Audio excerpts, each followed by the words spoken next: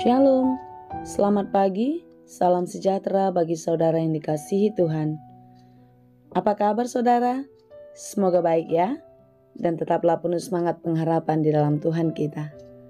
Hari ini adalah hari terakhir di tahun 2024. Apa yang sudah kita lakukan sepanjang tahun 2024? Atau apa yang belum kita kerjakan? Mari kita merenungkan apa yang sudah terjadi dalam hidup kita dan seperti apa kita menjalani hari-hari kita di sepanjang tahun 2024 ini. Tentu ini adalah hari terakhir, hari permenungan bagi kita untuk mempersiapkan diri memasuki tahun yang baru, tahun 2025.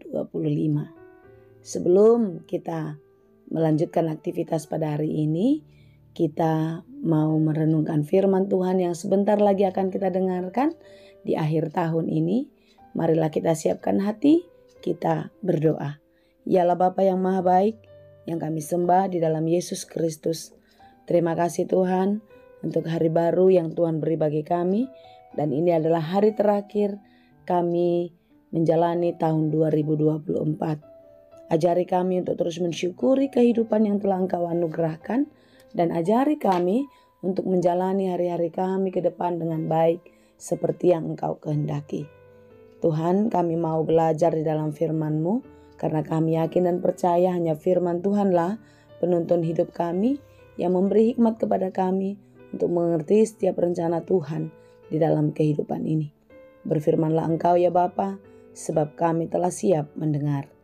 Kasih karunia dan damai sejahtera dari Allah Bapa Tuhan kita dan dari anaknya Tuhan Yesus Kristus dan Roh Kudus menyertai saudara sekalian. Amin. Firman Tuhan untuk kita pada hari ini yang ditetapkan menurut Almanak KKBP, sekaligus ini adalah khotbah terakhir atau khotbah hari terakhir di tahun ini, yaitu khotbah akhir tahun yang tertulis di dalam Mazmur 37 ayat 1-11.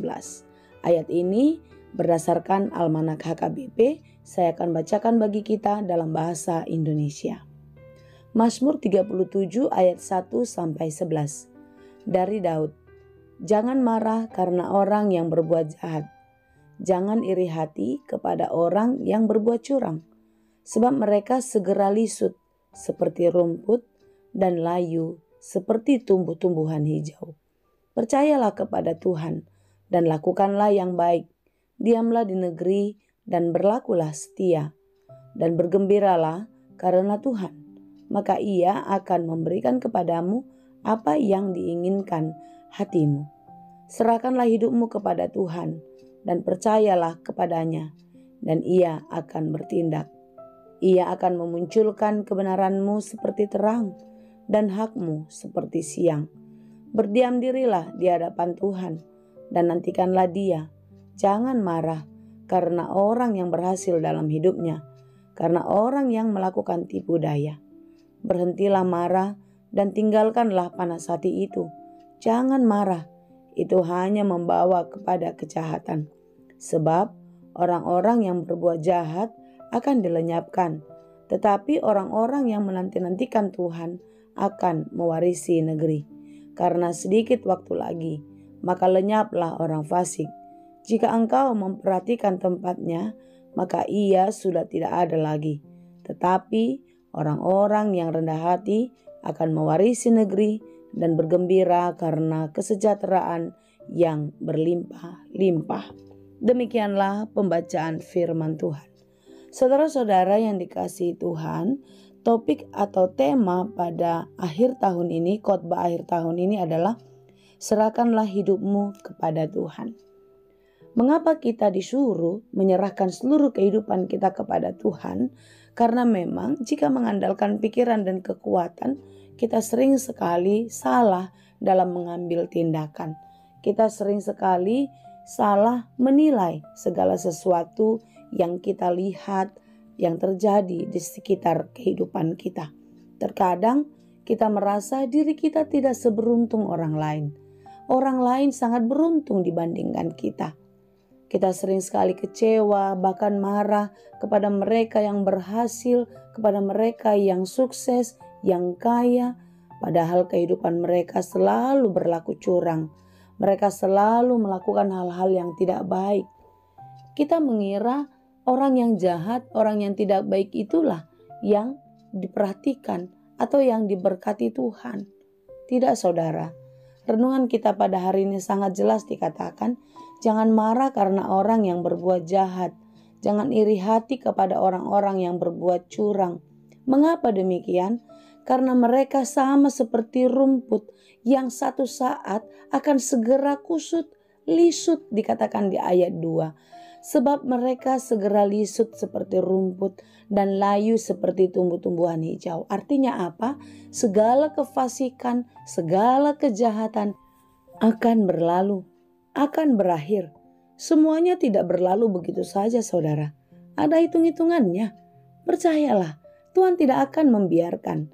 Tetapi sebaliknya, akan bergembiralah, berbahagialah orang yang hidup dan percaya kepada Tuhan, ada yang lakunya, saudara, tindakannya akan selalu baik di mata Tuhan. Berlakulah setia, taat dan percayalah kepadanya. Yakinlah saudara, Tuhan tidak tinggal diam. Dia akan bertindak sebagai hakim bagi mereka yang hidup di dalam kefasikan. Tetapi Dia juga akan memberkati orang-orang yang hidup di dalam kebenaran. Berhentilah marah dengan keadaan itu. Jangan melakukan hal-hal yang buruk, apalagi berbuat kejahatan, karena orang lain melakukan itu di tengah-tengah kehidupannya. Saudara-saudara, waktunya akan tiba, semua akan sampai kepada penghakiman Allah. Karena Yesus Kristus itu akan datang untuk menghakimi orang yang hidup dan yang mati. Apa yang dikatakannya di ayat 10 sangat jelas sekali. Karena sedikit waktu lagi, maka lenyaplah orang fasik. Jika engkau memperhatikan tempatnya, maka ia sudah tidak ada lagi. Waktu sangat sebentar. Waktu tidak lama lagi. Akan tiba waktunya orang-orang yang hidup di dalam kefasikan akan mendapatkan hukuman. Tetapi sebaliknya, orang-orang yang hidup di dalam kebenaran, orang-orang yang hidup di dalam rendah hati, mereka lah yang akan mewarisi negeri. Apa yang dimaksudkan? Mereka lah yang menjadi pemilik surga, warisan yang kekal abadi, yang menjadi tempat sukacita selama-lamanya. Tetapi orang-orang yang rendah hati akan mewarisi negeri dan bergembira karena kesejahteraan yang berlimpah-limpah. Artinya sukacitanya abadi, sukacitanya kekal karena kehidupan kekal menjadi bagian orang-orang yang hidup di dalam kesetiaan, kerendahan hati, dan taat kepada Tuhan saja. Kiranya Tuhan menolong kita dan teruslah menyerahkan seluruh kehidupanmu kepada Tuhan, karena hanya Dia satu-satunya yang dapat menuntun, memelihara kehidupan kita sampai Maranatha tiba. Tuhan Yesus memberkati. Amin. Terima kasih Tuhan untuk firman-Mu hari ini.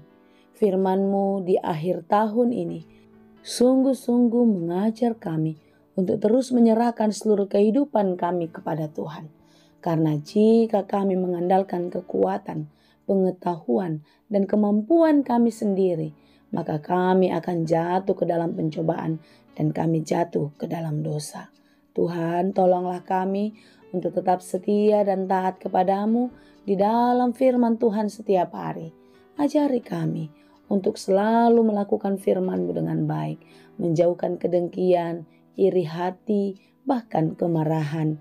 Tetapi biarlah kasih, damai sejahtera-Mu selalu ada dan diam di dalam kehidupan kami, sehingga kami dimampukan menjalani hari-hari kami dengan baik dan kami menjadi pelaku firman yang setia kepadamu. Terima kasih Tuhan untuk sepanjang tahun ini.